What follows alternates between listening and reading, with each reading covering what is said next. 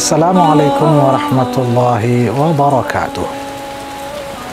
Allah Subhanahu wa taala berfirman di dalam Al-Qur'an. Bismillahirrahmanirrahim.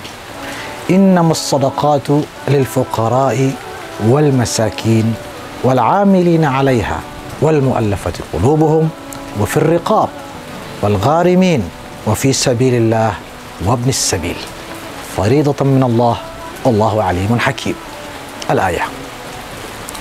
Ayat ini jelas menjelaskan atau menerangkan tentang 8 kriteria penerima zakat.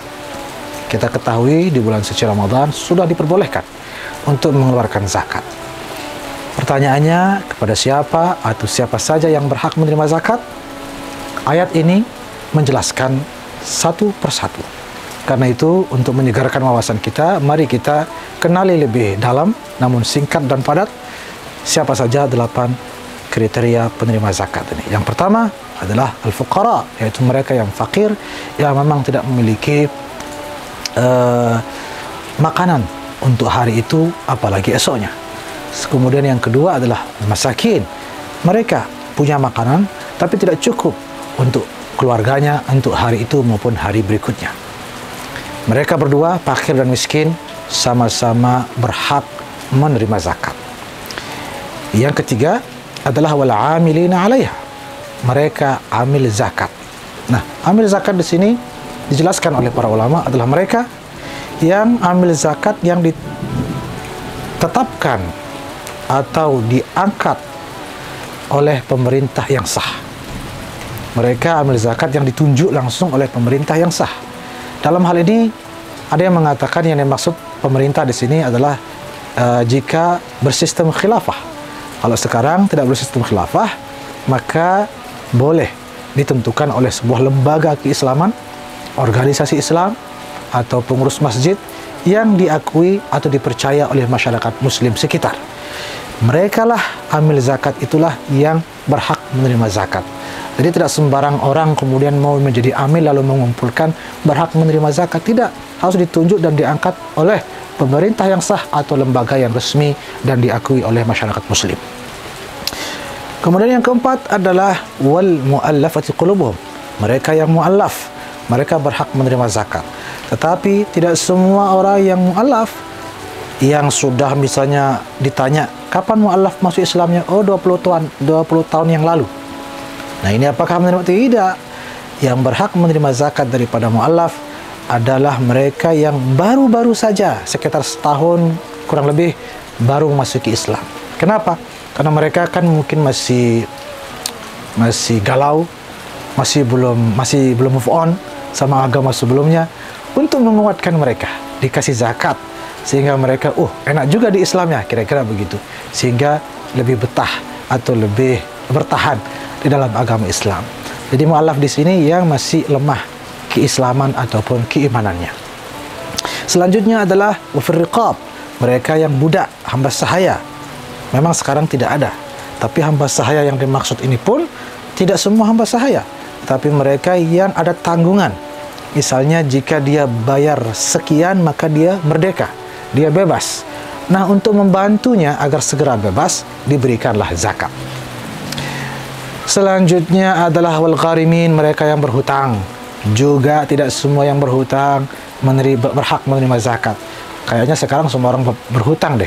Apakah semua menerima zakat? Tidak. Mereka yang hutangnya memang dipergunakan untuk kebutuhan primer, bukan sekunder, bukan tersier, bukan. Memang kebutuhan pokok. Sehingga dia harus berhutang untuk memenuhi atau menyambung hidupnya. Itulah yang berhak menerima zakat agar dapat melunasi hutangnya dan melanjutkan menyambung hidupnya bersama keluarganya. Selanjutnya setelah wal gharimin ada yang namanya wa fi sabilillah wa ibnis sabil. Fi sabilillah adalah mereka yang berperang di jalan Allah.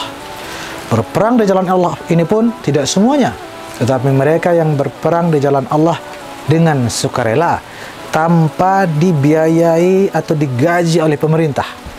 Jika digaji oleh pemerintah, difasilitasi segala macam, tidak menerima zakat. Yang menerima zakat mereka yang berperang di jalan Allah namun sukarela, tidak digaji oleh pemerintah atau oleh siapapun. Mereka yang menerima zakat. Terakhir, wabnis sabil. Ibn sabil adalah yang musafir. Juga tidak semua musafir. Ini penting, harus dipahami.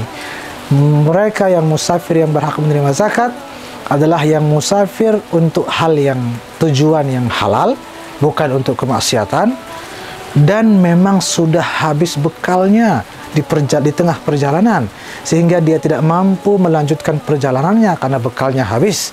Mereka inilah musafir dengan kriteria inilah yang berhak menerima zakat agar dia dapat terbantukan untuk melanjutkan perjalanannya menuju apa yang menjadi tujuan yang halal tersebut. Sehingga dengan demikian itulah 8 kriteria penerima zakat yang harus kita pahami dengan baik dan benar, sehingga tidak sembarangan kita berikan zakat tersebut demi keabsahan daripada ibadah zakat kita itu. Pemirsa yang dirahmati Allah, ada sedikit catatan tambahan. Ada yang menyebutkan atau yang melonggarkan tentang fisabilillah. Ini termasuk misalnya masjid dan lain sebagainya. Ya, kelonggaran ini memang menjadi perbincangan sebagian ulama.